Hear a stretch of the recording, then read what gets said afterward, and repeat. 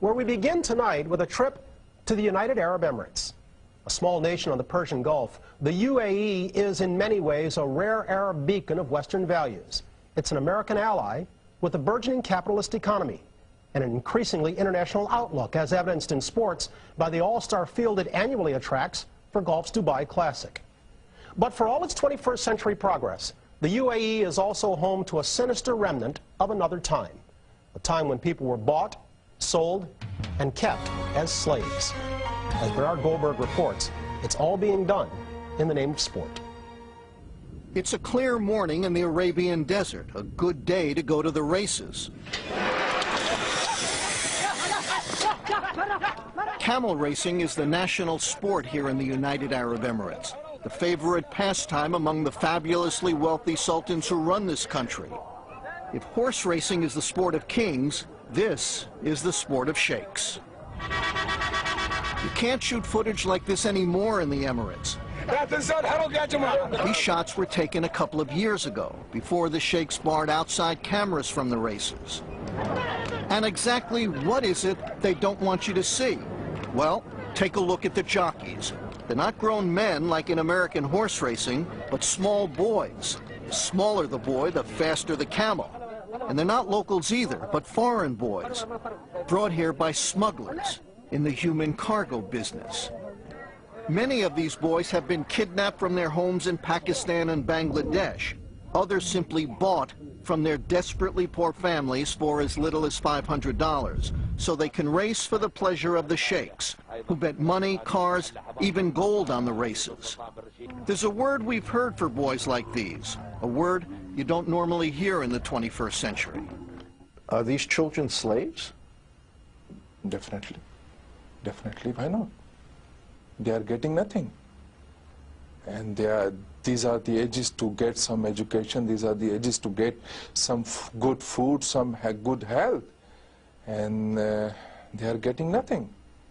Ansar Birni is a human rights advocate from Pakistan who has made dozens of secret visits to the desert stables where the jockeys are kept. He's seen how the boys live and work, which is why, so far, he's snuck over 100 of them out of the camps and out of the country. What do they tell you? The atrocities. They will say, please take us away from here. Take me with you. Take wherever you would like. Take me from here. This is a story about child slavery that the sheikhs who rule this land say does not exist.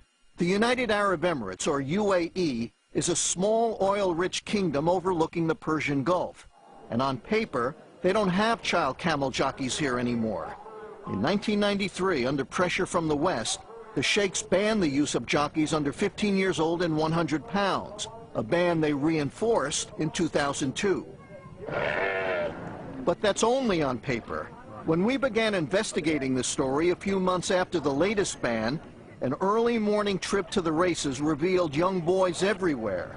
They were getting ready to race until the authorities spotted the camera crew. Then it became clear that the only ban the police were enforcing here was the one on cameras. Cancel. No. علي من الشرطة أنا ما قد دخلت أنا من هذا خلونا على كيفه هو عيال يصور عيال حق يصورون عيال حق واقفين هناك يصورون الباص شال شريط خلا مخبر شال شريط خلا مخبر منو هناك عند ريال. So to find out just what was going on in the world of camel jockeys, Real Sports took a trip into the Arabian desert. We went with Ansar Birni as he visited the camel tracks and stables, plotting his next rescue. Birni and his wife Shaheen took our British cameraman David Higgs, outfitted with a hidden camera, for a 2-week trek through the UAE. The trip began at a training session at the country's main track, where there were no photography signs everywhere. So it's quite clear that what is happening here is something that they want to take place in secret. And just beyond the signs were the boys. Hello. You're a tiny little one. You're all right. One by one, boys as young as 3 years old were strapped onto the camels to begin their practice runs. They were training in 110-degree heat, riding into the finish area, then running into trucks to go back to the starting line all over again. Every jockey we met was very young. and a world away from home. Bangladesh. He's from Bangladesh. Right. Does he know how old he is? Kitne saal ke ho? He doesn't know. We asked one of the trainers how he felt about the work these boys do.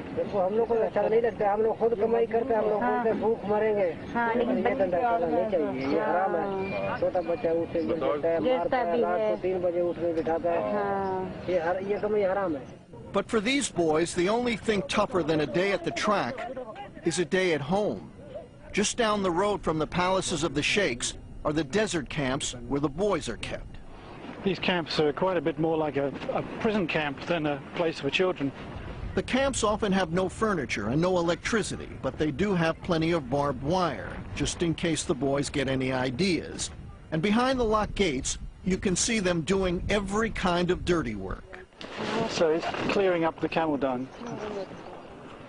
When we met Salim, a camel jockey since he was just 3 years old, he was boiling tea for his masters. Boys like Salim, we were told, are virtually starved to keep their weight down for racing. Oh. They can't take anything, only this biscuit and water and nothing. This trainer agreed to tell us about how the boys are treated. We're hiding his face to protect him from possible repercussions. If a boy grows above 50 pounds, the trainers decrease his food.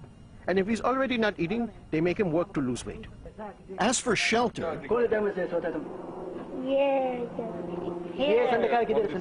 What, here, on the floor? Yeah, on the This is where he sleeps. on the fan. Okay, well, it looks like this boy doesn't have a bed. He just lies here on the sand. Yeah, he's telling us he sleeps here. Right, that's where he lies.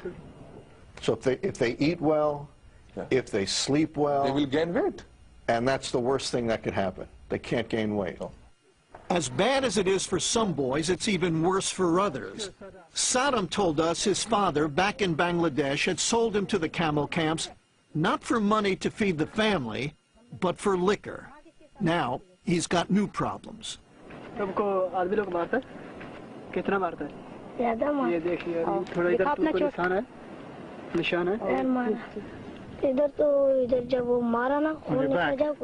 we see? Yes, cause when they hit him and he has loads of bleeding. Oh my goodness. Yes. और ये क्या है? ये चोट कैसे? ये क्या लगा? हाँ. This one is. Yeah. Pick him off the ground and throw him on the ground. It's how they keep the boys in line, the trainer told us, and he showed us just how brutal that training can be.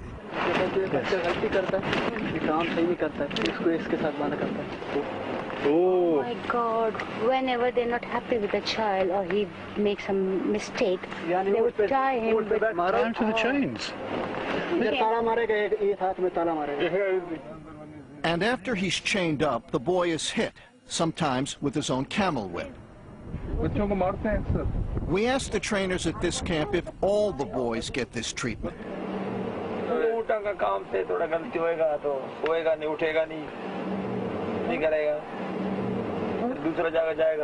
Moments later, one of the boys showed up, and we asked him if he'd rather go home to his family. When this child first came, he was crying for his mother. So the owner said to the trainer, tie him up with rope. He would hit him and say, stop crying, there's no other option for you. Heading to the capital, Abu Dhabi, Ansar Bernie stopped off at the Pakistani embassy, where he learned of one boy who had been sent home just days earlier, in a box. A boy died last week. He's about 5 or 6. He fell down from the camel. So he was trampled by the camels. And we know, in fact, that he fell off the camel several times before eventually he fell off and was trampled to death. Before we left, we made a final unannounced stop and walked in on 3 trainers and a few small jockeys, all sleeping together. We were told that 2 of them are, quote, lovers. The big boy Yes. was on the top of the young one. See, the trainers have sex with these kids. And these children know they don't have anyone with them to protect them. They will have sex with the kid, and then they'll tell him, listen here, you bastard. If you tell anyone, I will kill you right here. And it's all happening at camps and tracks run by some of the wealthiest people on earth. The ruling families are in charge of the racing industry. Yes. They run the tracks. Yes. They own the camels. Yeah. Do they own the camps with us? Yes. Yes. But if the children are slaves, there's no escaping this. You're saying the rulers of the United Arab Emirates, the sheikhs, Yeah. are the slave traders. Sure. They are. Those who are doing it, they are involved in slave business. They are. The track where we found these boys is run by the royal family of Dubai, the richest of the Emirates. It's the playground of the Crown Prince, known around here simply as Sheikh Mohammed. He's one of the richest and most powerful men in the Middle East, a man whose love of racing stretches far beyond the Arabian desert. Horse racing fans know Sheikh Mohammed as the man who had entries in 4 straight Kentucky Derbies a couple of years ago. Closer to home, he's spent untold millions in pursuit of camel racing glory. His family's complex includes a camel hospital, where his camels get the finest medical treatment, while new, faster ones are genetically engineered. These pampered animals train with the best equipment and cool off with daily dips in their very own pools. It's a life of luxury the camel jockeys will never know. So the camels eat better, they live better. If they get sick, they get better treatment. Very better than the young boys. Yeah. Because according to these sheikhs, these camels are very expensive. But not the human beings, not the children. Yeah, the boys are $500. Yeah. And the camels are in millions. And if you believe the sheikhs, everything we saw in the desert was just a mirage. Listen to the head of the Camel Racing Federation after the latest ban on child jockeys took effect in 2002. He made it sound like we'd have a better chance of finding a waterfall in the desert than finding an underage jockey in his country. Absolutely impossible. Absolutely impossible. Absolutely impossible to find a jockey who is below 15 years of age, and it will never, never happen. I totally dismiss this argument. This is impossible. But by the time the trip was done, Ansar Bernie had a long list of boys he hoped to sneak out of the camps. It was just a question of where he would take them. Some of these boys, after all, were too young to tell him anything at all, least of all, where they might have come from.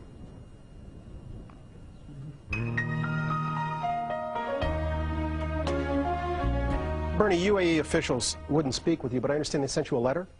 Yeah, we tried to talk to them. And for a while, they indicated they would talk to us, but then they just stopped returning our phone calls. But we did get a letter from them just a few days ago. And the letter basically says, we're against this kind of thing. It's against the law in our country.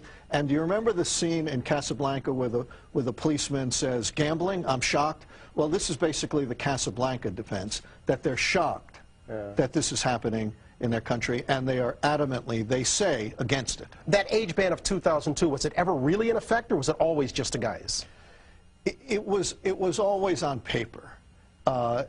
Reinstated in 2002 from 1993. So on paper, they've done all the right things, but the paper never jibed with reality. Those who are engaged in this, are they immune to international pressure? Well, you know, the United States can put sanctions on countries that do things like this, but what kind of sanctions, in reality, are you going to impose on a nation like the United Arab Emirates, where the streets might as well be paved with gold? Yeah, it's like giving financial incentive to Bill Gates. Yeah. What are you going to tell Bill Gates, that we're going to take what away from you? Yeah. So they're immune in that the sultans and sheikhs run the country. Makes it easy. As Bernie noted, exposing the plight of these camel jockeys is only part of Ansar Bernie's mission. Putting an end to the practice and saving those involved are also his priorities. We focus on those ends in the second part of our story from the UAE.